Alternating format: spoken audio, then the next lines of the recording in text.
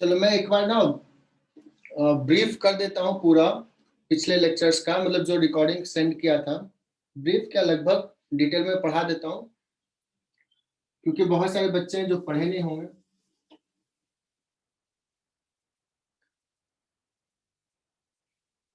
बच्चों, कंडक्टर्स में सबसे पहले तुम लोगों ने बताया कि बहुत सारे फ्री इलेक्ट्रॉन्स होते हैं।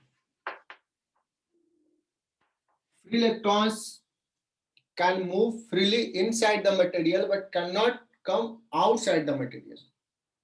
मटेरियल से बाहर नहीं आ सकता इलेक्ट्रॉन्स, ठीक है। बाहर आने के लिए उसको बहुत एनर्जी चाहिए, जिसका कंसेप्ट तुम लोगों ने केमिस्ट्री में पढ़ा होगा, फोटो इलेक्ट्रिक इफेक्ट। अगर मटेरियल से बाहर लाना है तो यू हैव टू सप्लाई एक मिनिमम अमाउंट एनर्जी सप्लाई करना पड़ता है, तो सरफेस का इलेक्ट्रॉन बाहर आ सकता है। वो मिनिमम एनर्जी को क्या बोलते हैं बच्चों, केमिस्ट्री में क्या बोलते हैं? Ionisation energy. Ionisation energy. कोई और? मैंने कहा मेटल के सरफेस से इलेक्ट्रॉन्स को बाहर निकालने के लिए एक मिनिमम एनर्जी रिक्वायर्ड है, that minimum energy is called photo electric. नहीं, किसी का आंसर नहीं है अभी तक। वर्क फंक्शन सुने हो? Work function? Yes sir. हाँ सर। तो क्या होगा? वर्क फंक्शन 5 डिनोट करते हुए फोटो इलेक्ट्रिक इफेक्ट में मिनिमम वर्क रिक्वायर्ड इज 5। कहोगे सर आयनाइजेशन एनर्जी भी तो पढ़े हैं, आप ये क्यों कर रहे हो? केमिस्ट्री नहीं आता क्या आपको? बच्चों, आयनाइजेशन एनर्जी किसको बोलते हैं? एटम के आउटरमोस्ट इलेक्ट्रॉन्स जो है, atom not solid not body, एक पर्टिकुलर एटम से इसको निकालने में जो एनर्जी जाएगा उसको कहेंगे ionisation energy. Is it clear? Yes sir.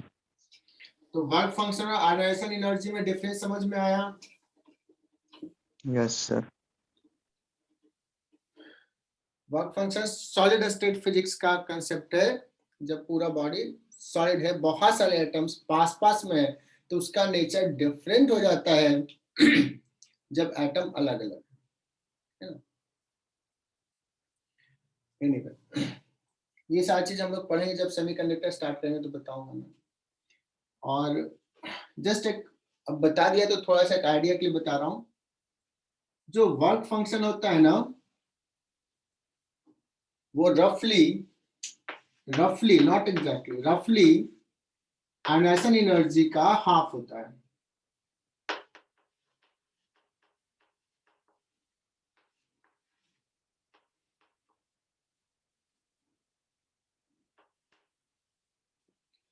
Ionization energy का हाफ होता है ना, मोस्ट ऑफ द एटम में ये वैलिड रहेगा। चलो बच्चों, सारे बच्चे आ गए क्या? अभी तक नहीं आए? 55 पे रुक गया का टैक्स, तो सोचोगे सर ने तो वही पढ़ाएंगे, पढ़ ही लिया।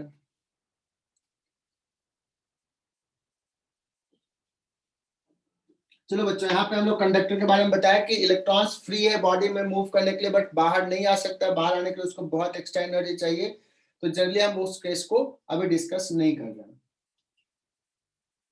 So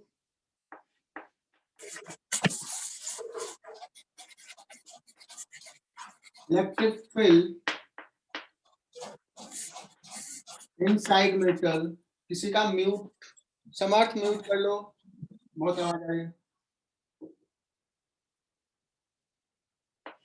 electric field inside metal or conductor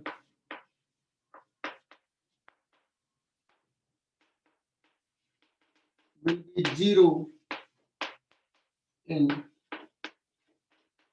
electrostatic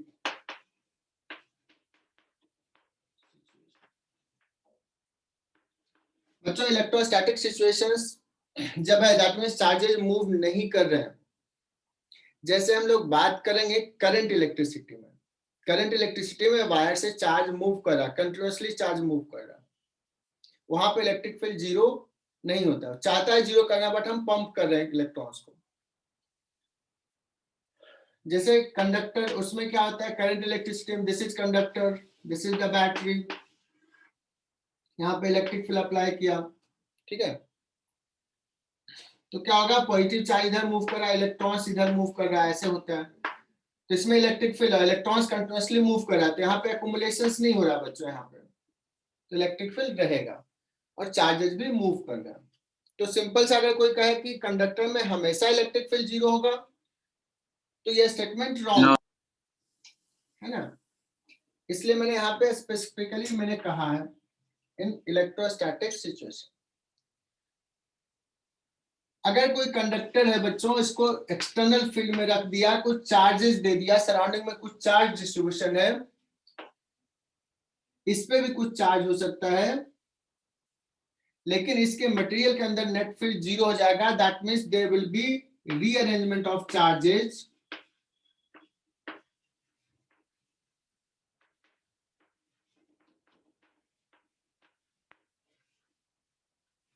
depending upon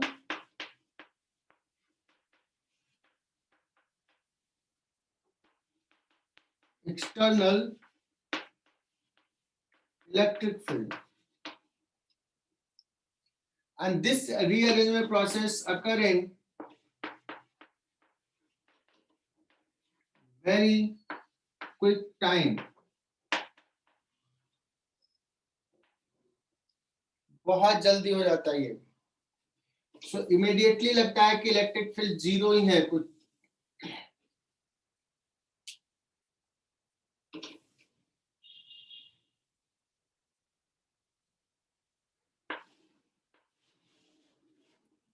तीसरा पॉइंट लिखा रहा हूं, अगर सपोज एक कंडक्टर है, इसको इलेक्ट्रिक फील्ड में छोड़ दिया, ऐसे रख दिया, एक्सटर्नल इलेक्ट्रिक फील्ड सपोज ये है, और मैं कहूं कि फील्ड लाइंस ड्रॉ करो बच्चों, field lines, electric field lines, so कैसा होगा, क्या is there any electric field lines inside the material? No. No, sir. No. No field lines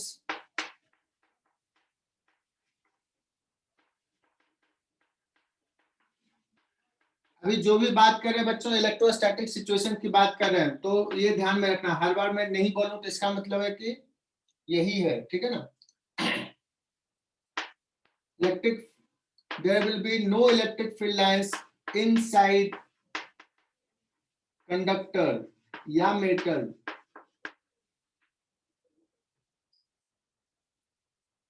तो ये डायग्राम भी ड्रॉ कर लेना। फोर्थ पॉइंट, कैसा भी सिचुएशन हो बच्चों, एक्सटर्नल सिचुएशन कुछ भी हो, मेटल के अंदर फील्ड जीरो होगा, whatever the size of the material। उसके बाद मैंने कुछ कहा था बच्चों कि अगर suppose electric field lines for the time being ऐसा था, यहाँ पे क्या हुआ था, चार्जेस, इस पे पॉजिटिव चार्ज डेवलप हो गया था और इस पे नेगेटिव चार्ज डेवलप हो गया। इलेक्ट्रिक फील्ड यहाँ टर्मिनेट किया नेगेटिव चार्ज पे, पॉजिटिव चार्ज से बाहर निकला, यहाँ पे ई जीरो था।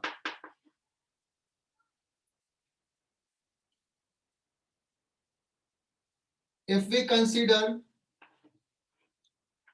इलेक्ट्रिक फील्ड, जो एक्सटर्नल इलेक्ट्रिक फील्ड है, ये सरफेस के नॉर्मल नहीं है, सपोज कुछ एंगल पे ऐसे आ रहा है, तो क्या फील्ड लाइंस ऐसा ऐसा होगा या कुछ डिफरेंस होगा बच्चों?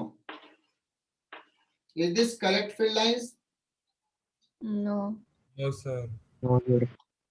बच्चों यहाँ सरफेस पे जो है ना, एक्सटर्नल फील्ड का दो कंपोनेंट है, एक कंपोनेंट इधर और एक कंपोनेंट इधर, ये ई पैरेलल और ई परपेंडिकुलर। अब यहाँ पे जो इलेक्ट्रॉन्स है, उस पे ई परपेंडिकुलर जो चाह रहा है इलेक्ट्रॉन्स को कि इधर पुल कर ले, इलेक्ट्रॉन्स मना कर देगा, मैं नहीं जाऊंगा, इधर नहीं जा सकता है। ये कहेगा ठीक है यार इधर मत जाओ, चलो इधर चलते हैं, सरफेस के लो, ये इधर फोर्स लगाएगा, इलेक्ट्रिक फील्ड इधर तो इधर, यस इलेक्ट्रॉन्स का ठीक है, सरफेस पे जा सकते हैं। तो क्या होगा, ये सरफेस पे मूव कर सकता है बच्चों। So there will be rearrangement of charges, it can move along the surface. अगर इस पर्टिकुलर केस में कहें तो इलेक्ट्रॉन्स पे इधर फोर्स लगेगा, इलेक्ट्रॉन्स का डेंसिटी इस तरफ ज्यादा हो जाएगा, इलेक्ट्रॉन्स का डेंसिटी इधर कम रह जाएगा। So there will be rearrangement के कारण, पोलराइजेशन के कारण एक इलेक्ट्रिक फील्ड डेवलप होगा सरफेस पे जो कि इस डायरेक्शन में होगा, which will nullify the E parallel. बात समझ में आई? और net field along the surface becomes zero। जब तक जीरो नहीं हुआ तब तक चार्जेस मूव करेंगे, रीअरेंज होंगे। तो मैं क्या बोलूंगा बच्चों, net field at surface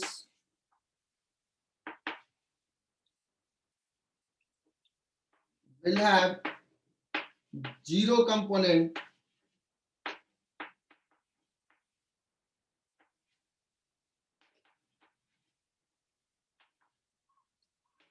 in tangential direction।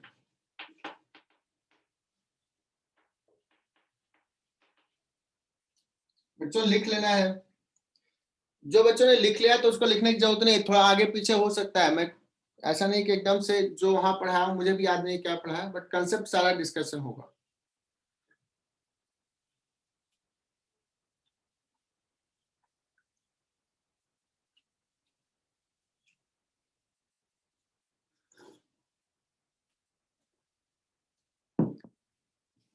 बच्चों क्लियर?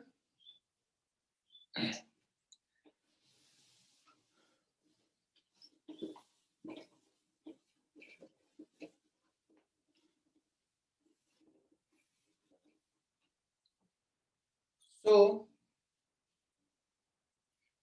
अगर फील्ड लाइंस ड्रॉ करें बच्चों, तो फील्ड लाइंस जो होगा वो सरफेस के परपेंडिकुलर नहीं होगा। अगर फील्ड लाइंस है तो एक्सटर्नल फील्ड ऐसा है, तो इन करने से पहले जो होगा बच्चों, ये नॉर्मली इन करेगा, और जब बाहर भी निकलेगा तो नॉर्मली बाहर निकलेगा। बाद में जो भी सिचुएशन एक्सटर्नल रहेगा उसके अकॉर्डिंगली चेंज होगा।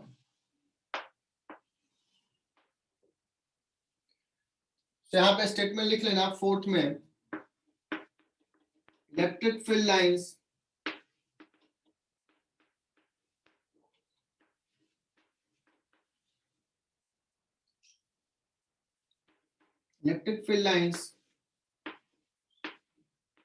terminate or emanate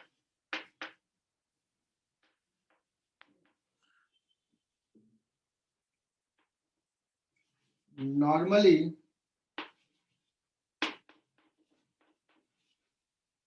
from metal या कंडक्टर सरफेस।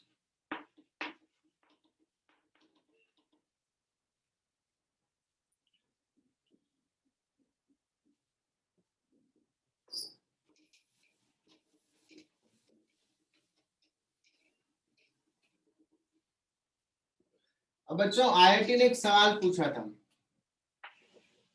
बच्चों, एक स्फीयर है, कंडक्टिंग स्फीयर, मेटालिक स्फीयर है, और पूछा था एक्सटर्नल फील्ड ऐसा दिखाया, field lines uniform field lines में ऐसे रख दिया। Is this field lines are drawn correctly? No. No, No. क्यों No, बच्चों? sir. क्यों नहीं करेक्टली है? देखो अंदर तो फील्ड लाइंस नहीं है, नहीं होना चाहिए। Normal. Normal. क्या होगा बच्चों, ये देखो ऐसे जब जाएगा तो इस इन जो करेगा नॉर्मल होगा, सरफेस के इन करने से पहले जस्ट पहले सटनली नॉर्मल हो जानी चाहिए, ठीक है? ऐसा हो जाएगा, तो इसको करेक्ट कर लेना। ये बाहर निकलेगा तो नॉर्मली बाहर निकलेगा।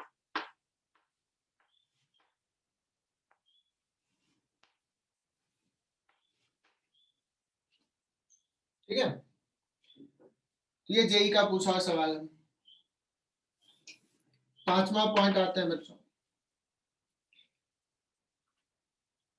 अब बच्चों कोई भी मेटल सरफेस है, कैसा भी इलेक्ट्रिक फील्ड है, कैसा भी चार्ज है, इस पे कुछ चार्ज भी है, फील्ड लाइंस जो होगा वो नॉर्मल ही होगा।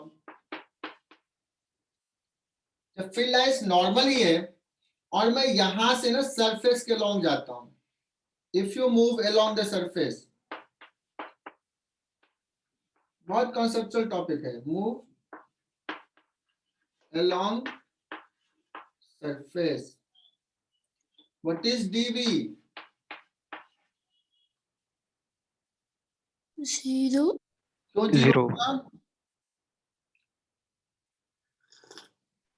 Electric field perpendicular. यस, इलेक्ट्रिक फील्ड और डिस्प्लेसमेंट, चूंकि हम कह रहे हैं कि सरफेस के अलोंग जा रहे हैं तो डिस्प्लेसमेंट हो गया टेंजेंशियल, और हमने अभी अभी प्रूव किया, तुम लोगों ने कॉन्फिडेंस के साथ बताया, इलेक्ट्रिक फील्ड सरफेस पे तो नॉर्मली होगा, उसके पहले कुछ होगा। So E dot D R 0 है, as E dot D R is 0। That means potential surface का क्या हो जाएगा बच्चों? कांस्टेंट। क्या हो जाएगा पोटेंशियल? Constant. Constant. That means metal surface is called Equipotential.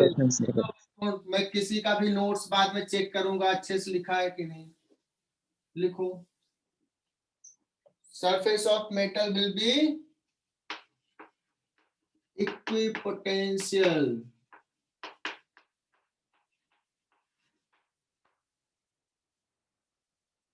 अगर बच्चों सरफेस का पोटेंशियल मान लो मैं ऐसे दे दूंगा बच्चों कि एक स्फीयर है, मेटालिक स्फीयर, और सवाल क्वेश्चंस भी लिखते जाना यहाँ पे, और मैंने दे दिया एक चार्ज यहाँ पे दे दिया Q, एक चार्ज दे दिया Q, और मैं कहूंगा कि A पॉइंट का पोटेंशियल VA है, बच्चों B पॉइंट का पोटेंशियल VB है, C पॉइंट का पोटेंशियल D पॉइंट देता हूं पोटेंशियल VD है, और C पॉइंट का पोटेंशियल VC है।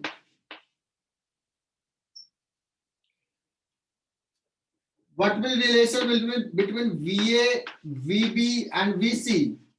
चार्ज यहां है बच्चों, Q charge, and this is metallic sphere. Equal. तो कोई कहेगा कि सर ये A पॉइंट नजदीक है तो पोटेंशियल ज्यादा होगा, इसका कम होगा, इसका और भी कम होगा। So this statement is wrong. Wrong. क्या होगा बच्चों? ये मेटल का सरफेस है,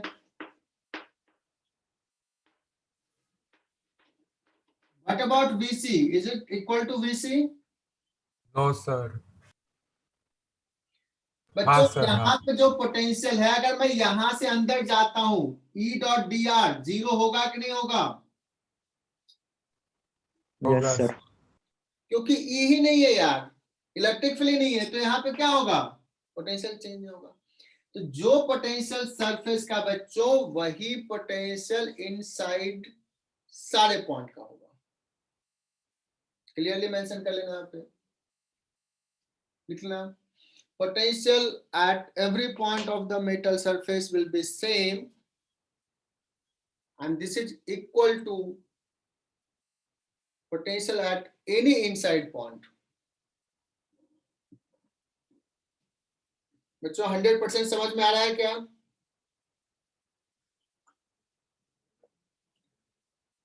अनुरूप, तूने तो नहीं देखा होगा वीडियो लेक्चर? ईमानदारी से बताओ कितने लोगों ने देखा, मतलब कम से कम आधे घंटे से तो ज्यादा देखा, और जो आधे घंटे से ज्यादा देखा तो पूरा ही देख लिया होगा। चेतना, अथर्व, अनिकेत 3, हर्ष ने भी मुझे मैसेज किया, अक्सर देख लिया। सिर्फ 4 बच्चे हैं, क्या मजा आएगा यार। शिवम, चलो सिर्फ 5 बच्चे। देखो कितने सिंसियर बच्चे हो तुम लोग, मतलब गिनीज बुक में रिकॉर्ड में आना चाहिए। टीचर्स ने कहा लेक्चर में, देख लेना, लिंक शेयर किया, और 75 में से 5 बच्चे, कितना बड़ा परसेंटेज है।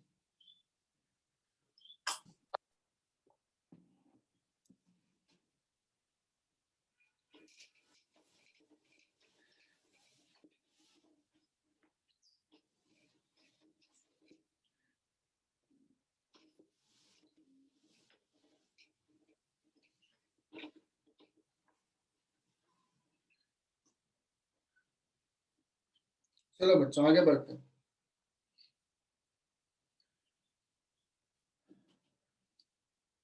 लिख लिया, सारे पॉइंट्स का पोटेंशियल सेम होगा। नेक्स्ट बढ़ते हैं, जो भी 6 पॉइंट 7 पॉइंट।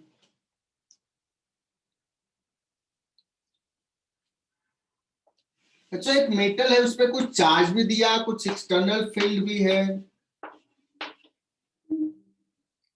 और मैं कहूं कि ये जो चार्ज हमने इस मेटल को दिया है, तो क्या अंदर में चार्ज डिस्ट्रीब्यूटेड है क्या मेटल के अंदर? No, अगर मैं कहूं कि अंदर में एक ऐसा वॉल्यूम लेते हैं, क्या इस वॉल्यूम में एक नेट चार्ज है क्या? इलेक्ट्रॉन्स तो है, प्रोटॉन्स भी है, बट क्या नेट चार्ज है क्या? तो लिखो कि इसमें नेट चार्ज 0 होगा। कोई प्रूफ कर सकता है?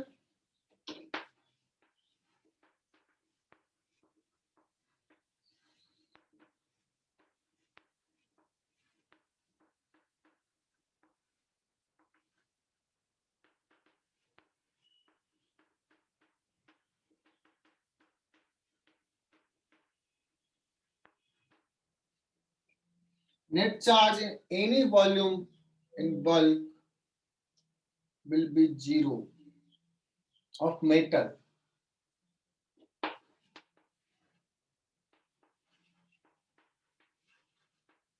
कौन इसको प्रूव कर सकता है बच्चों कि यहाँ पे नेट चार्ज 0 ही होगा मेटल में, इलेक्ट्रोस्टैटिक सिचुएशन में? कोई भी वॉल्यूम ले लो, कैसा भी ले लो, बल्क में, इनसाइड द मटेरियल। बोलो एनीवन? जो बच्चे वीडियो देख रहे हो, जो बच्चे नहीं देख रहे हो। अच्छा, साइमा भी नहीं देखी है ना वीडियो?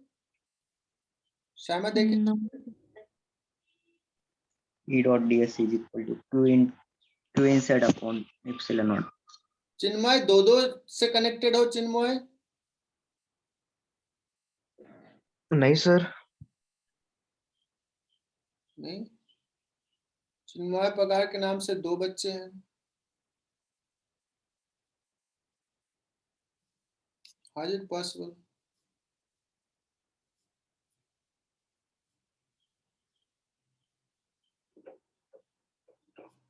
ठीक है, मतलब कुछ बच्चे रहते हैं, एक में ऑडियो नहीं सुनाई देता है, तो करते हैं। मेरे को तो नहीं दिखा रहा sir participants.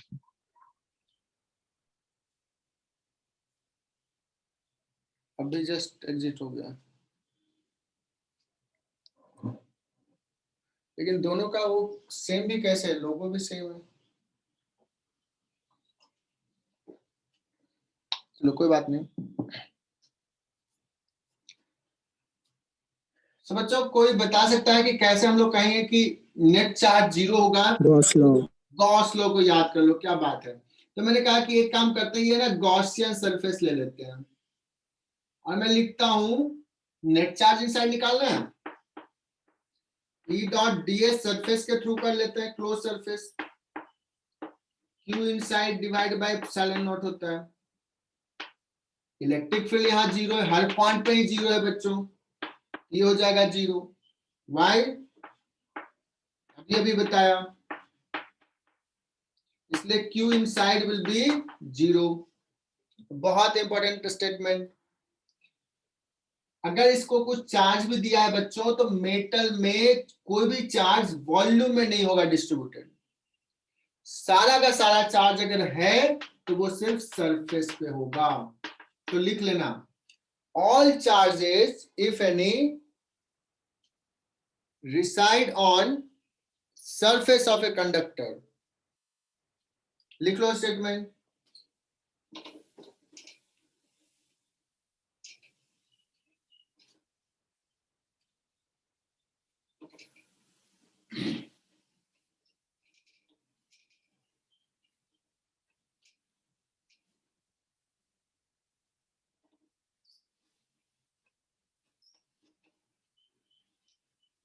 all charges reside on surface of a conductor.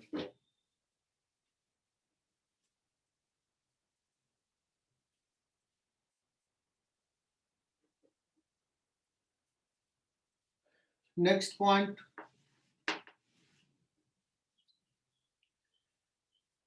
So if there is a cavity in a material, ये मटेरियल है बट इसमें कैविटी है,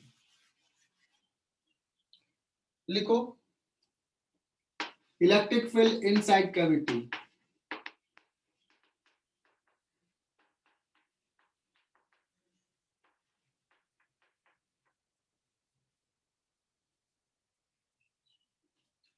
सपोज बच्चों एक्सटर्नल फील्ड कुछ है और उसके कारण यहाँ पे चार्जेस क्या हो जाएगा बच्चों, एक्सटर्नल फील्ड इधर है, चार्जेस एक्युमुलेट होता है, यहाँ पे कुछ माइनस चार्ज सरफेस पे आ जाता है और इधर से आया यहाँ पे कुछ क्या हो जाएगा, प्लस चार्ज आ जाएगा. यहाँ पे तो नेट फील्ड 0 हो जाएगा बच्चों. क्या यहाँ पे कुछ नेट फील्ड रहेगा, कुछ ऐसा रहेगा क्या एक्सटर्नल फील्ड, यहाँ तो मटेरियल नहीं है ना, यहाँ पे मटेरियल नहीं है, तो क्या यहाँ पे इलेक्ट्रिक फील्ड होगा?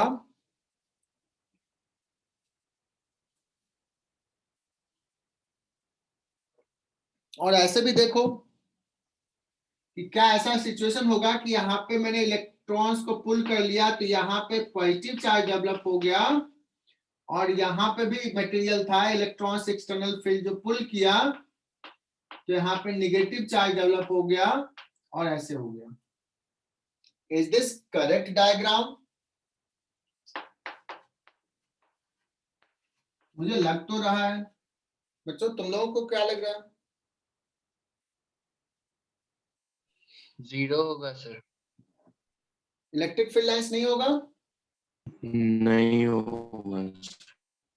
नहीं होगा सर. नहीं होगा सर. अच्छा कैसे यार, मुझे लग रहा है कि होगा 0. देखो इलेक्ट्रॉन्स कैसे पुल कर लिया, यहाँ पे माइनस यहाँ पे प्लस, इलेक्ट्रॉन्स आ गया, फिर यहाँ पे भी माइनस प्लस, तो ये सिचुएशन क्यों नहीं होगा? कोई कंट्राडिक्शंस बताओगे? हालांकि देखा है लेक्चर्स बहुत कम लोगों ने, क्या बताया? मुझे लग रहा है कि ऐसा चार्ज डिस्ट्रीब्यूशन होगा, ऐसा फील्ड लाइंस होगा. What is the contradiction? 0 तो वो बड़े स्फीयर के कारण 0 हो जाएगी क्या चीज? Electric field.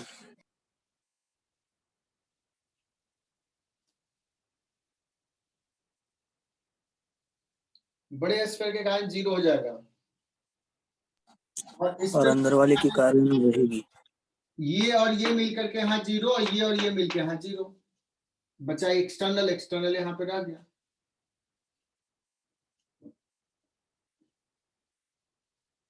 एनीवन? अनिकेत, जिसने देखा वो तो बताओ.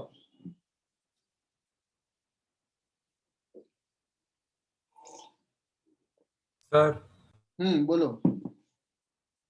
कैविटी के ऊपर, कैविटी के सरफेस पर जो चार्ज है वो आउटर स्फीयर पे लग जाएगा. क्यों आउटर पे जाएगा?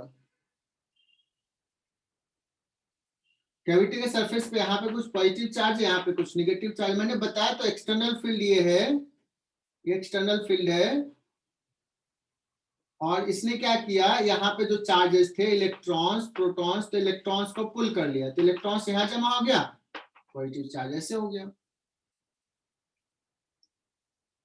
सर यहाँ पे जो मटेरियल था यहाँ से इलेक्ट्रॉन्स पुल कर लिया, यहाँ पे इलेक्ट्रॉन्स आ गया, यहाँ पॉजिटिव चार्ज आ गया. हाँ बोलो, दिमाग लगाओ यार.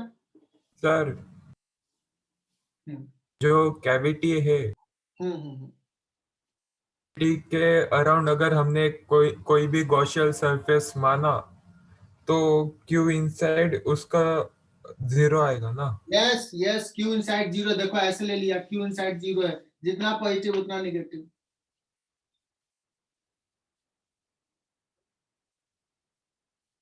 नेक्स्ट, क्या देखा तुम लोगों ने लेक्चर में? बच्चों देखो, अभी अभी हमने क्या डिस्कस किया था कि मेटल का सारा Repulsion होता है इक्वल पोटेंशियल होता है कि नहीं? मेटल के Yes, sir. हर पॉइंट का पोटेंशियल जितना इसका है उतना ही इसका, उतना ही इसका, उतना ही इसका, उतना ही इसका है, राइट? उतना ही इसका। अगर मेटल का सरफेस बच्चों इक्वल पोटेंशियल है तो अगर मैं यहां से ऐसे जाता हूं, देखो ये फील्ड लाइंस ऐसे ड्रॉ किया है, तो E डॉट डी आर यहाँ कुछ हो जाएगा बच्चों, मतलब इस पॉइंट और इस पॉइंट के बीच का पोटेंशियल डिफरेंस 0 हो जाएगा कुछ, लेकिन पोटेंशियल डिफरेंस है 0। अगर ऐसा इलेक्ट्रिक फील्ड लाइंस रहेगा तो यहाँ पे पोटेंशियल डिफरेंस दोनों पॉइंट के बीच का होगा, बट वी नो दैट कि दोनों का पोटेंशियल इक्वल है, that means there will be no field lines inside. Am I right? Yes, sir. समझ में आया बच्चों? यहाँ पे कोई फील्ड लाइंस नहीं होगा, बिकॉज ये यहाँ पे चार्ज ऐसे डेवलप होगा, जो मैंने बताया ना कि ऐसे चार्ज होगा, बट ये ऐसे ऐसे चला जाएगा, बिकॉज इलेक्ट्रिक फील्ड लाइंस अगर अंदर रहा कुछ ऐसा रहा तो पोटेंशियल डिफरेंस हो जाएगा, बट वी नो दैट कि पोटेंशियल डिफरेंस नहीं है। Is it clear? तो शुरुआत में इलेक्ट्रिक फील्ड लाइंस इधर रहेगा, पोटेंशियल डिफरेंस जनरेट होगा, चूंकि पोटेंशियल डिफरेंस है तो electrons are free to move, तो इसको ये पाथ मिल जाएगा यहाँ से यहाँ जाने का, तो ये चला जा करके क्या करेगा, पोटेंशियल को इक्वल कर देगा, पोटेंशियल डिफरेंस को 0 कर देगा। That means now we are confident कि अगर यहाँ पे कैविटी है तो कैविटी में कोई फील्ड लाइंस नहीं होगा। नहीं हो। मतलब मटेरियल हो या मटेरियल नहीं हो, अगर ये मेटल ऐसा है तो अंदर में फील्ड लाइंस नहीं होगा। Is it clear to all? Yes, sir. तो लिख लो, even there is no material in cavity, still electric field inside the material cavity will be 0। लिख लेना, ऐसे ड्रॉ करके दिखा देना, जो सिंसियर बच्चा ऐसे दिखाएगा कि यहाँ पे क्या कॉन्ट्राडिक्शन है, अगर ऐसा फील्ड लाइंस है तो ये दो पॉइंट के बीच का पोटेंशियल डिफरेंस होगा, which is not possible।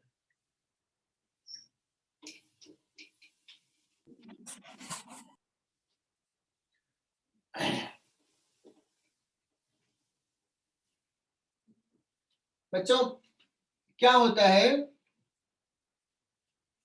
कि मान लो कोई ऐसा इंस्ट्रूमेंट है जो काफी सेंसिटिव है इलेक्ट्रिक फील्ड के फ्लक्चुएशन से।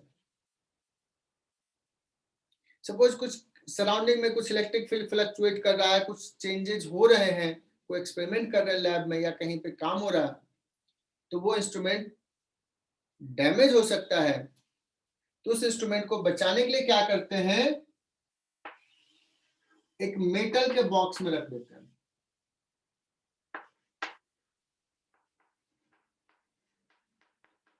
अब बाहर इलेक्ट्रिक फील्ड कुछ भी चेंज हो बच्चों, ये मेटल के बॉक्स में रखा हुआ है, ये मेटल में चार्जेस रीअरेंज करके अंदर में इलेक्ट्रिक फील्ड क्या रखेगा, अंदर में electric field 0। Whatever the electric field on outside, electric field in cavity will be 0. This is called electrostatic shielding।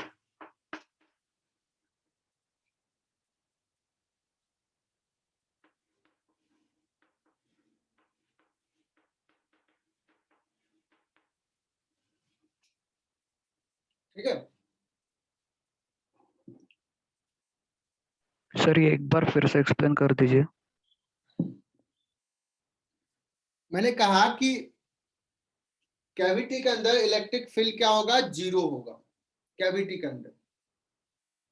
बाहर में कोई भी कैसा भी इलेक्ट्रिक फील्ड हो, कैसे भी इलेक्ट्रिक फील्ड चेंज हो रहा है, अंदर में इलेक्ट्रिक फील्ड जो होगा वो 0 होगा। तो मैंने कहा कोई अगर ऐसा चीज चाहिए जिसको हमें इलेक्ट्रिक फील्ड के फ्लक्चुएशन से बचाना है, तो क्या करेंगे, उसको मेटल के बॉक्स में रख देंगे। तो बाहर का इलेक्ट्रिक फील्ड चेंज होगा बच्चों, तो वो चेंजेस के कारण सरफेस पे चार्जेस चेंज होंगे, रीअरेंज होंगे, बट अंदर में फील्ड 0 रहेगा। मतलब इसको इलेक्ट्रिक फील्ड के फ्लक्चुएशन से बचा लिए, प्रोटेक्ट कर लिए, शील्ड कर दिए, इसलिए इसको बोलते हैं electrostatic shielding. Clear? Yes sir. Clear? कुछ इसमें ज्यादा कंसेप्ट नहीं था, कंसेप्ट पहले बता देते, सिर्फ ये नाम बताया मैंने।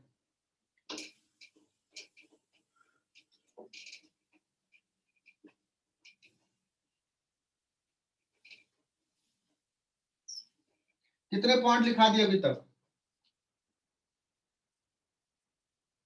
9. 9।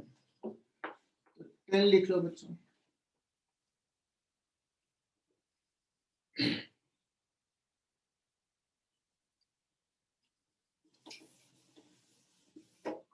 मैंने अभी कहा बच्चों कि इलेक्ट्रिक फील्ड जो है वो कैविटी के अंदर 0 है, बट कोई कहेगा सर अगर सपोज ऐसा हो कि कैविटी में एक चार्ज रख दिए, क्यों? कैविटी में क्या किया?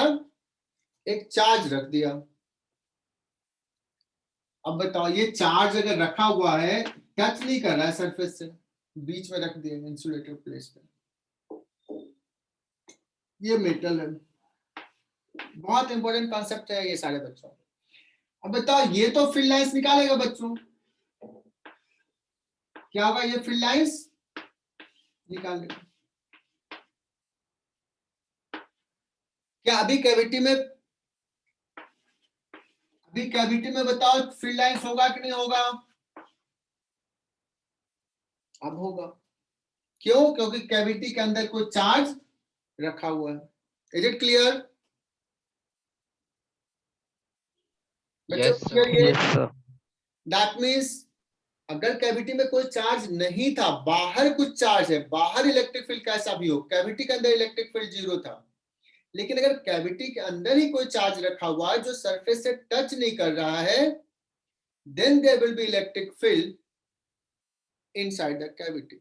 और कुछ ऐसा फील्ड लाइंस होगा। फील्ड लाइंस इमेनेट करेगा पॉजिटिव चार्ज से, टर्मिनेट करेगा सरफेस पे, लेकिन ध्यान देना ये नॉर्मली टर्मिनेट होना चाहिए बच्चों। मैं कोशिश किया हूं नॉर्मल ड्रॉ करने का। दैट मीन्स इसके इनर सरफेस पे कोई चार्ज डेवलप होगा क्या बच्चों? टर्मिनेट कर रहा है, नेगेटिव चार्ज होगा। There will be development of charge at inner surface of the cavity. लेकिन जब बच्चों ऐसा था इस केस में, क्या इनर सरफेस पे चार्ज कोई था क्या?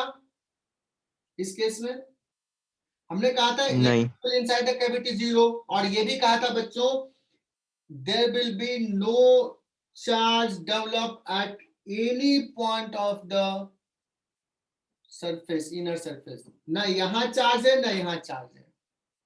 Is it clear?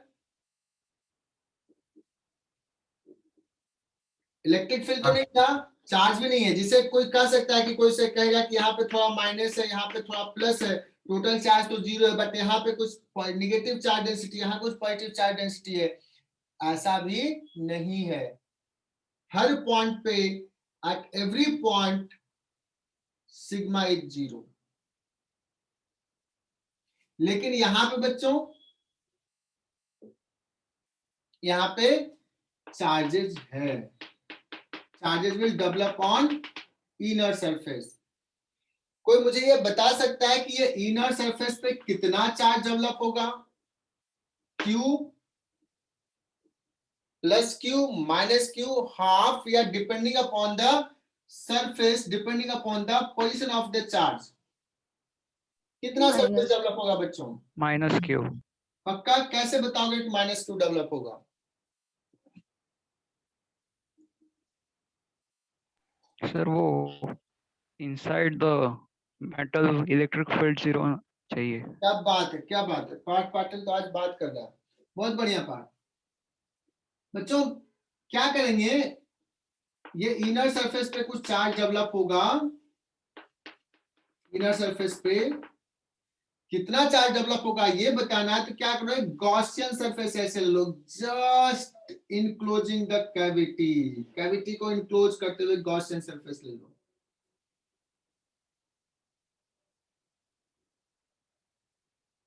और if you consider the Gaussian surface, Parth ने बहुत अच्छे से बताया सर इलेक्ट्रिक फील्ड 0 है। अब इलेक्ट्रिक फील्ड 0 है तो E डॉट ds 0, और E डॉट ds 0 है तो क्या कहेंगे? क्या कहेंगे बच्चों? रोटेशनल को E डॉट ds 0 है तो क्या कहेंगे? Total inside charge. अरे कोई तो थोड़ा Zero. बोल दो यार। 0 0. 0 होगा। तुम लोग की आवाज सुनते हैं तो थोड़ा अच्छा लगता है, इतनी मीठी मीठी आवाज सुनाया करो।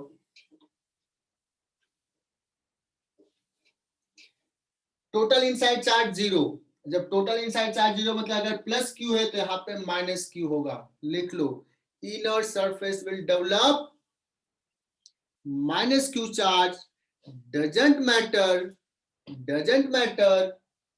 shape of the cavity, doesn't matter position of the charge inside the cavity, doesn't matter size of the cavity. Is it clear to all? अगर यहाँ प्लस क्यू है तो इस सरफेस पे टोटल माइनस क्यू चार्ज होगा। क्या ये charge जो डेवलप हुआ है अभी बच्चों, क्या ये चार्ज डेंसिटी हर पॉइंट पे सेम होगा? क्या ये चार्ज डेंसिटी हर पॉइंट पे सेम होगा?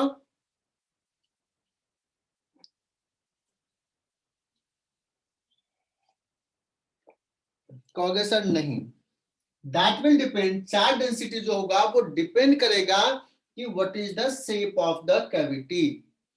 It will depend where the charge is placed inside the cavity.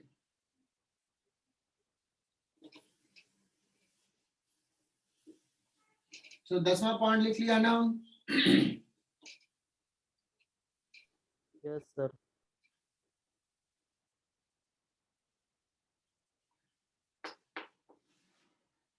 बहुत ही इंपॉर्टेंट चीज पढ़ा रहा हूं, बहुत ही इंपॉर्टेंट।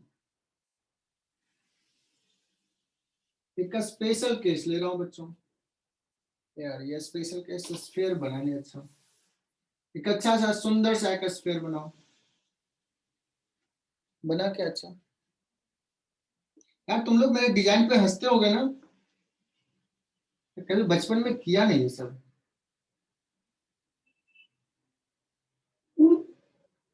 तुम लोगों को तो स्कूल में इतने सारे पेज बर्बाद किए होंगे ड्राइंग कर करके।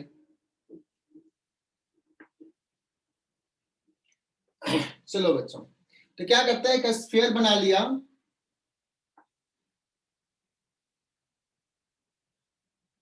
ये मेटालिक स्फीयर है and there is a cavity, there is a cavity. और चलो कैविटी को जो लेते हैं वो कैसा भी लेते हैं,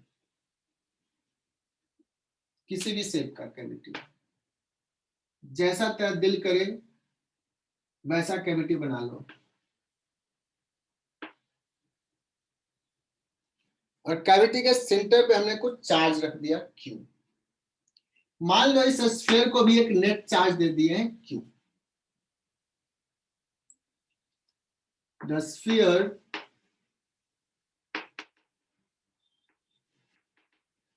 given a net charge Q, sorry, capital Q, and cavity and in cavity there is a charge Q.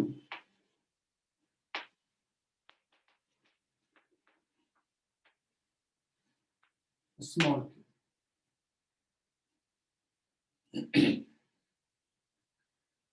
बच्चों कोई बता सकता है कि इसके आउटर सरफेस पे टोटल कितना चार्ज होगा? कैपिटल क्यू या कैपिटल क्यू प्लस क्यू या कैपिटल क्यू माइनस क्यू या बी ऑप्शन।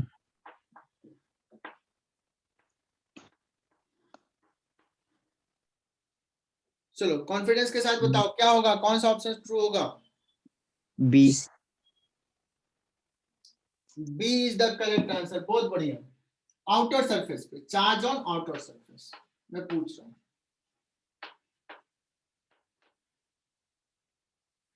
अब मेटल को टोटल ये कंडक्टर स्फीयर को दिया है टोटल चार्ज Q, सरफेस पे दे दिया है प्लस क्यू, सॉरी कैविटी में, तो बच्चों इस पे हो जाएगा चार्ज कितना, माइनस क्यू डेवलप हो जाएगा, ये हमने प्रूव कर लिया है। अब ये माइनस क्यू इस मेटल से ही तो आया होगा, तो क्या होगा यहाँ पे प्लस क्यू आ गया होगा, तो outer surface will have total charge कितना हो जाएगा, कैपिटल क्यू प्लस क्यू हो जाएगा। Is it clear? अब बच्चों एक स्टेटमेंट बता रहा हूं जिसका प्रूफ तुम्हें बहुत अच्छे से नहीं समझ में आएगा, जिसको समझना थोड़ा मुश्किल होगा, बट उस चीज को, उस फैक्ट को ध्यान में रखना।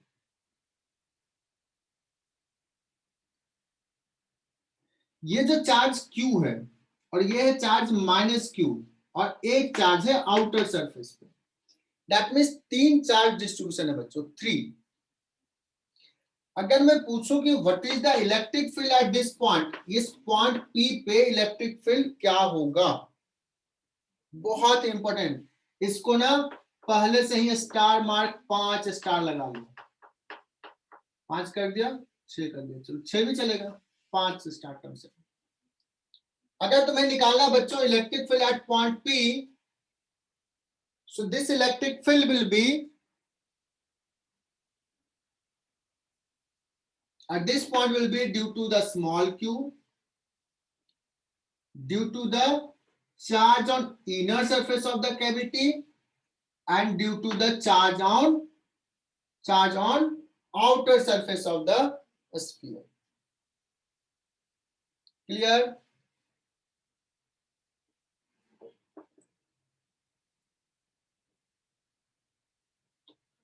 So इस P पॉइंट पे जो इलेक्ट्रिक फील्ड होगा net, this is electric field due to Q plus electric field due to the charge on inner surface of cavity plus electric field due to charge on outer surface of the body.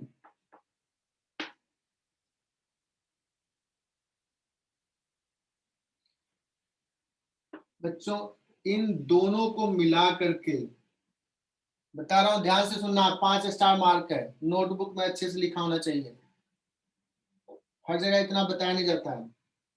Q और inner surface ये दोनों को मिला करके ना net field हो जाता है 0 for any point outside this cavity, this is the fact. चाहे वो पॉइंट यहां हो, चाहे वो पॉइंट यहां हो, चाहे वो पॉइंट यहां हो, दिस एंड दिस ये दोनों को मिलाकर के इलेक्ट्रिक फील्ड क्या कर देगा, 0 कर देगा। बच्चों फैक्ट को याद कर लो, अच्छे से याद कर लो, भूलना नहीं है। और इस पे बहुत सवाल बनते हैं, इस पे बहुत सारे सवाल बन सकते हैं, असाइनमेंट भी दूंगा इस पे।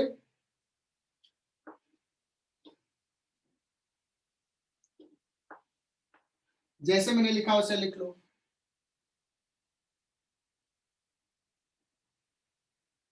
क्लियर? Yes sir. चाहे ये कैविटी का शेप कैसा हो, चाहे ये चार्ज कैविटी में कहीं भी प्लेस्ड हो, ये और ये मिलकर के 0 फील्ड क्रिएट करेगा any point outside this cavity. तो बच्चों बताना P पॉइंट पे जो इलेक्ट्रिक फील्ड होगा वो सिर्फ आउटर सरफेस के लिए होगा, आउटर सरफेस के कारण होगा। एंड इफ दिस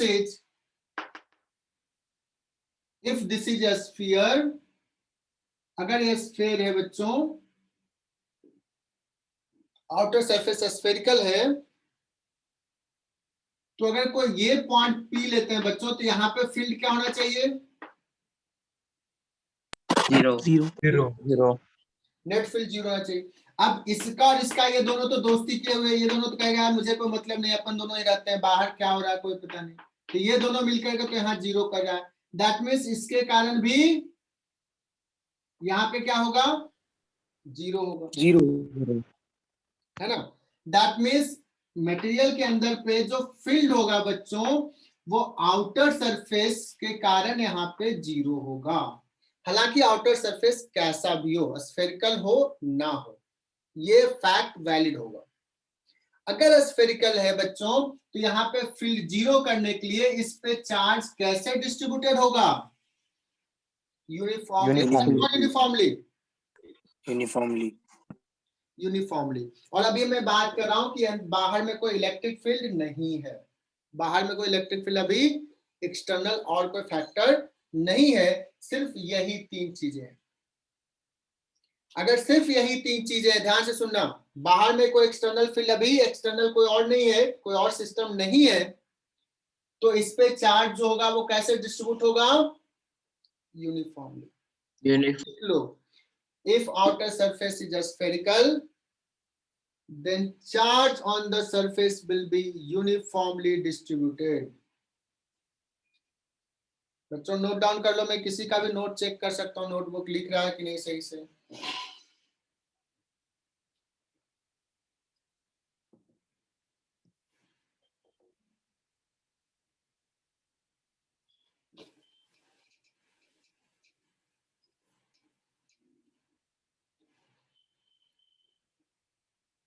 तो बच्चों अगर कोई पूछे कि इस पॉइंट P पे what will be the electric field,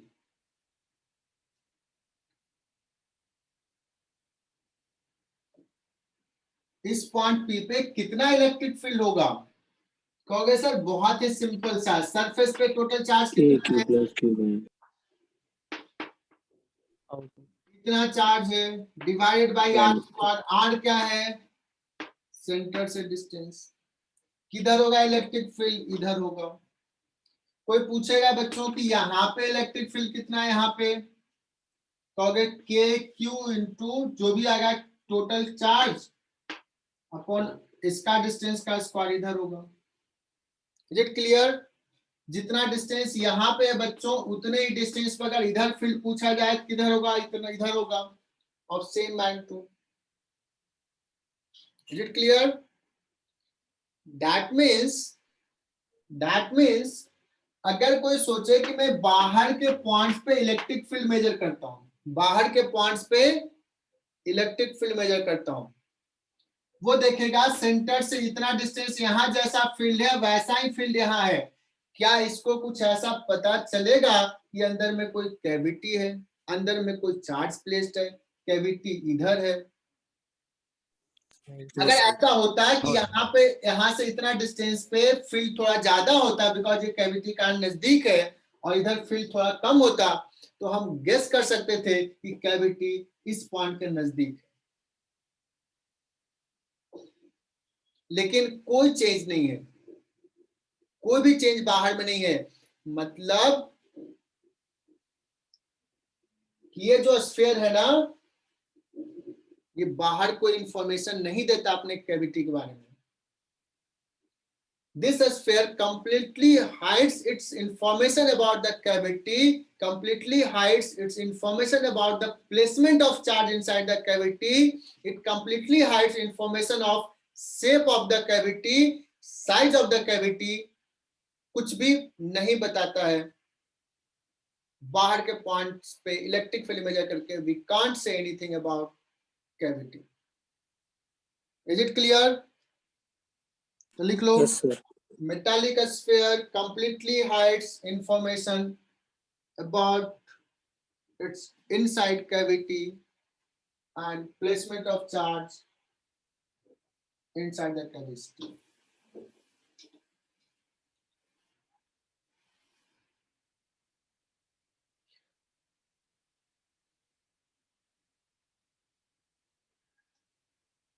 बच्चों इस पे बहुत, जो भी कंसेप्ट पढ़ा है ना, इस पे बहुत सारे सवाल बनेंगे।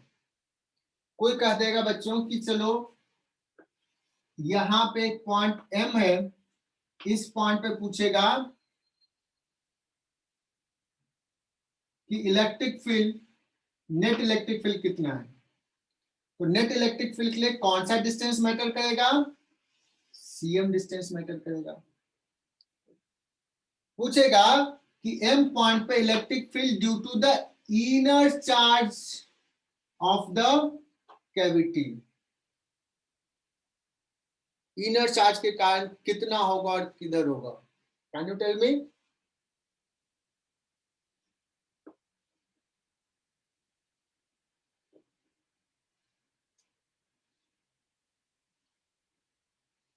Electric field at point M जो होगा inner charge of the cavity के कारण पूछेगा।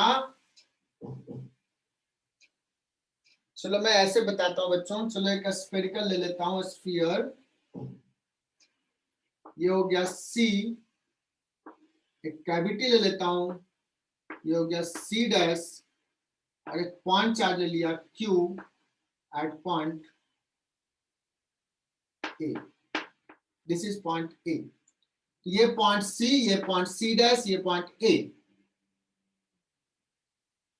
और बच्चों ये पॉइंट है M। इस पे चार्ज दिया बच्चों Q, है ना? And this surface, this metal is neutral. This metal is neutral.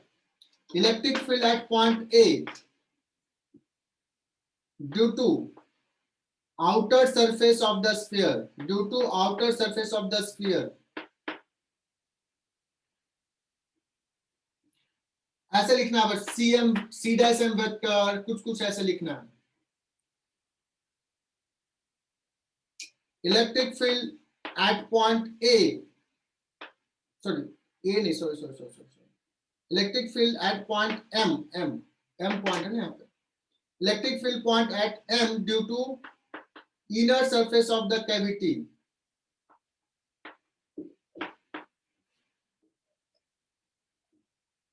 दोनों लिख के बताओ क्या हो जाएगा। Electric field at point M due to Q plus inner surface, ये तीनों का आंसर क्या होगा? फटाफट लिख के रखो।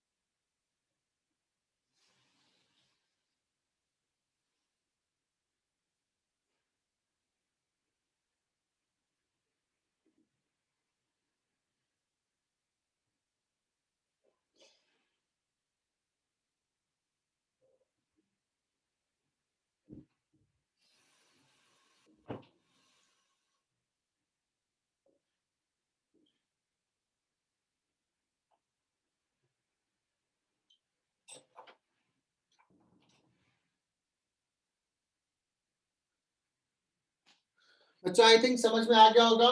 Electric field at point M, यहाँ पे बच्चों प्लस Q है तो इनर सरफेस पे चार्ज होगा डेवलप माइनस Q, लेकिन क्या ये माइनस Q चार्ज यूनिफॉर्मली होगा क्या? नहीं, यूनिफॉर्मली नहीं होगा बच्चों, क्योंकि चार्ज जो है सेंटर पे, अगर सेंटर पे होता है ना तो ये यूनिफॉर्म होता है, बट सेंटर पे नहीं, ऑफ सेंटर पॉइंट पे। लेकिन इस पे चार्ज बच्चों न्यूट्रल है तो क्या हो जाएगा? यहाँ माइनस तो यहाँ प्लस Q। हम बाहर से बैठ के देखेंगे तो मुझे सिर्फ दिखेगा कि इस पे यूनिफॉर्मली चार्ज प्लस Q, अंदर क्या है वी डोंट नो। अगर मैं M पॉइंट पे पूछूं net electric field due to the outer surface तो हो जाएगा KQ अपॉन CM का स्क्वायर और CM कैप। बच्चों लिख सकते हैं ऐसा, स्मॉल Q लिखा है। ये बच्चों नॉन यूनिफॉर्म है, क्या करें बच्चों, इसके कारण कितना लिखें इलेक्ट्रिक फील्ड, के क्यू अपॉन, बताना मुझे, सी डैश एम स्क्वायर लिखूं या कुछ अलग लिखूं?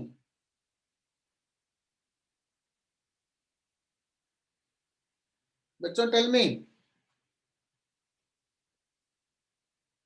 सी डैश एम लिखूं बच्चों या ए एम लिखूं? AM. पक्का? ए क्यों लिखे हाँ, ए सर। बच्चों, why A M?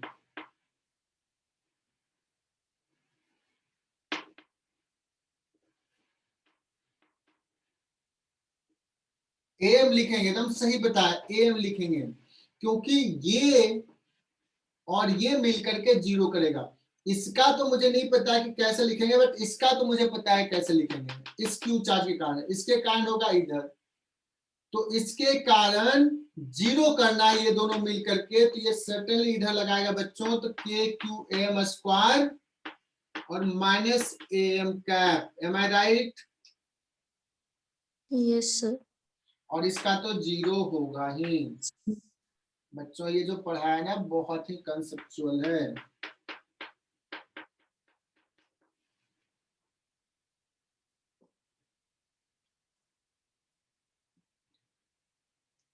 Partha Patil clear ये? Yes, sir. आज सार्थक नहीं है, आज प्रणव पगारे नहीं है। प्रणव है क्या? प्रणव ने भी मैसेज किया था। आर्य तंबत समझ में आ रहा है? Yes, sir. और अंश तंबत नहीं यार, अंश हो सर। अच्छा है, तुम्हारा नाम क्यों नहीं दिखा रहा है इधर? दूसरे नाम से हो क्या आर्य? अंश? No sir.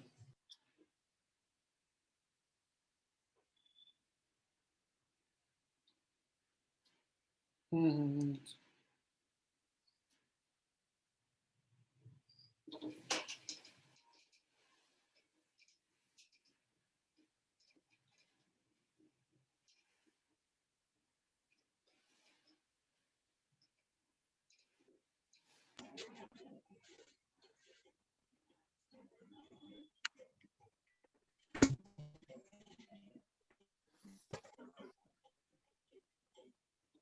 बच्चों इसमें और भी कंसेप्ट है, मैं आगे बढ़ता हूँ। कैविटी वाला कंसेप्ट डिस्कस कर लिया, थोड़ा सा इजी चीज पढ़ा देता हूँ।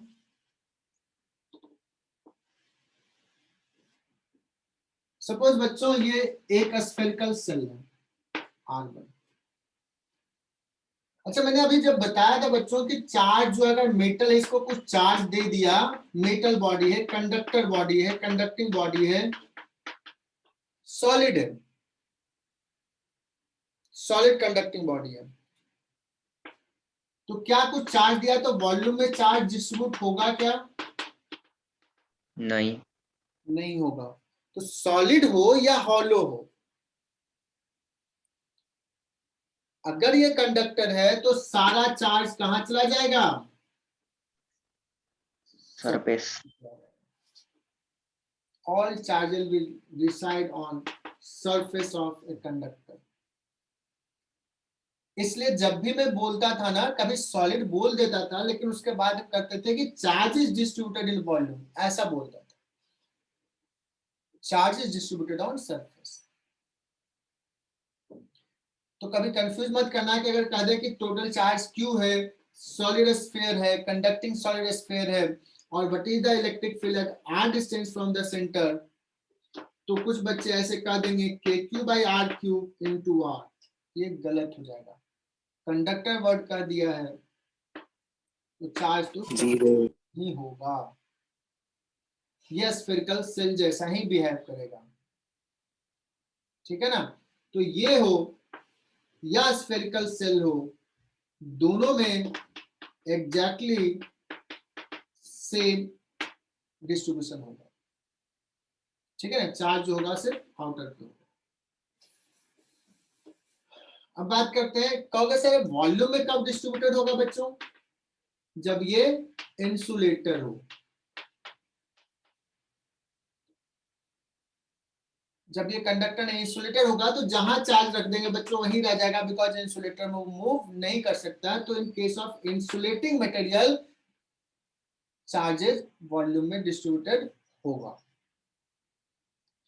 तो जब भी अगर वॉल्यूम में है तो सर्टेनली वो इंसुलेटिंग डाइलेक्ट्रिक होगा, इंसुलेटिंग सॉरी सॉलिड इंसुलेटर होगा, तभी होगा। बच्चों यहाँ पे एक इनर वाला जो है या तो सॉलिड हो या होलो, डजंट मैटर। इस पे चार्ज दे दिए हैं Q1, इस पे चार्ज दे दिए हैं Q2। कॉन्सेंट्रिक स्फेरिकल सेल है तो लिख लो 2 कॉन्सेंट्रिक स्फेरिकल सेल। आज का क्लास यहीं तक रहेगा और ये छोड़ के मत जाना बच्चों, बहुत इंपॉर्टेंट है।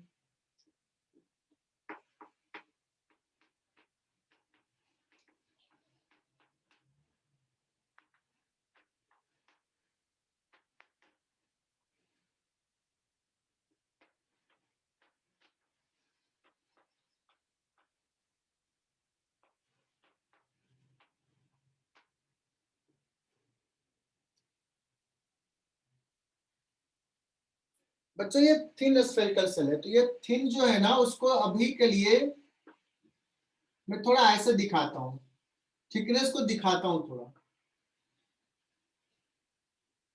सो इनर रेडियस और आउटर रेडियस लगभग सेम है। सो इसको चार्ज Q1 दिया है, कह सकते हो कि बच्चों के इसके इनर सरफेस पे कितना चार्ज डेवलप होगा।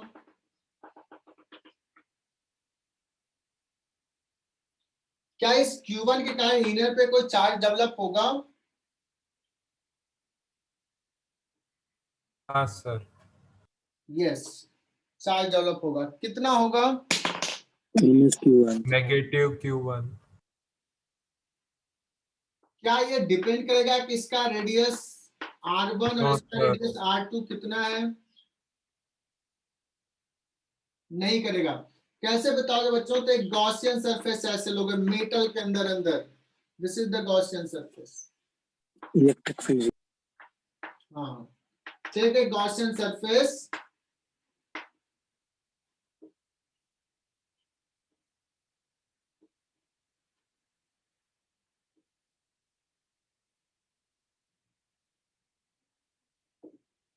यहाँ पे इलेक्ट्रिक फील्ड 0 है तो Q इनसाइड 0 हो जाएगा, मतलब अगर ये Q1 है तो यहाँ पे -Q1 तो होगा ही। मैंने ऑलरेडी डिस्कस कर चुके हैं, तो कैविटी जैसा ही कंसेप्ट है। अगर इस पे टोटल चार्ज Q2 था बच्चों तो Q2 प्लस Q1 होगा। Q1। ठीक है, तो क्या लिखोगे बच्चों? Facing surface will have equal and opposite charge. लिख लो facing surface will have equal and opposite charge। ये कंसेप्ट ध्यान में रखना है क्योंकि मेटल के अंदर इलेक्ट्रिक फील्ड 0 करने के लिए ऐसा होगा। बच्चों एक सवाल ले लेते हैं।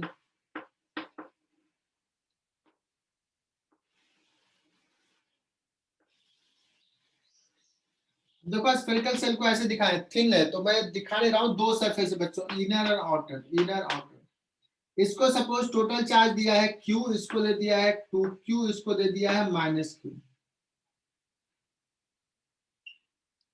लेट्स इसका रेडियस बच्चों है R, इसका रेडियस है 2R और इसका रेडियस है 3R। 3 concentric spherical shell. तो बच्चों मुझे ना ये टोटल चार्जेस दिए हुए हैं, मुझे कुछ चाहिए, कुछ इंफॉर्मेशन चाहिए, चार्ज डिस्ट्रीब्यूशन चाहिए बच्चों। इसको मिटा रहा हूं।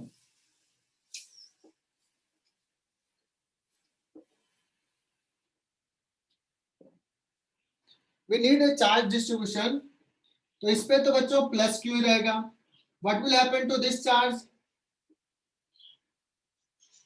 -Q। तो इसके आउटर सरफेस पे कितना चार्ज होगा? सवाल रहेगा charge on outer surface of middle spherical cell.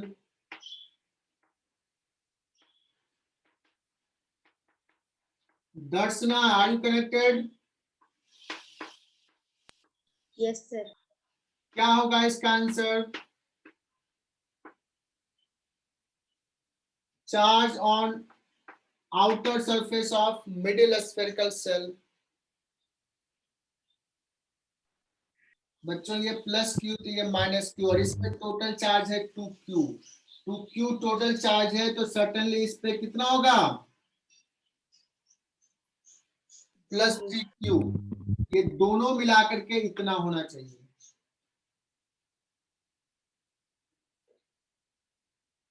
अब सवाल पूछेगा inner sphere of the outer shell. Inner sphere of the outer cell. How many charge? How much charge will be? कितना हो जाएगा बच्चों? 2q. Minus 3q ना. Inner facing surface will have equal charge. यहाँ plus 3q तो यहाँ पे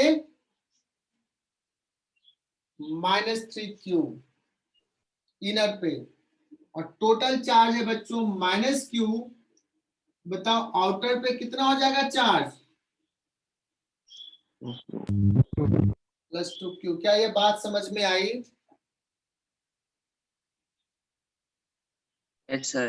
outer surface पे प्लस 2q चार्ज होगा. बच्चों इधर मेंस में 2-3 बार ऐसे सवाल पूछा है कि what is charge density of outer surface of middle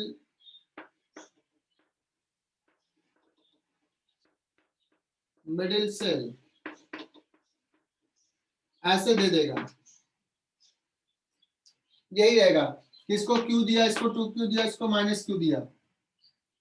तो बच्चा तो समझा दे 2q दिया है तो 2q डिवाइडेड बाय इसका सरफेस एरिया. तो ये गलत हो जाएगा ना. क्या हो जाएगा बच्चों?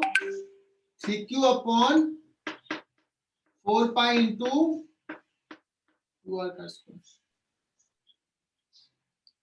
क्या sigma of the outer surface of the outer cell.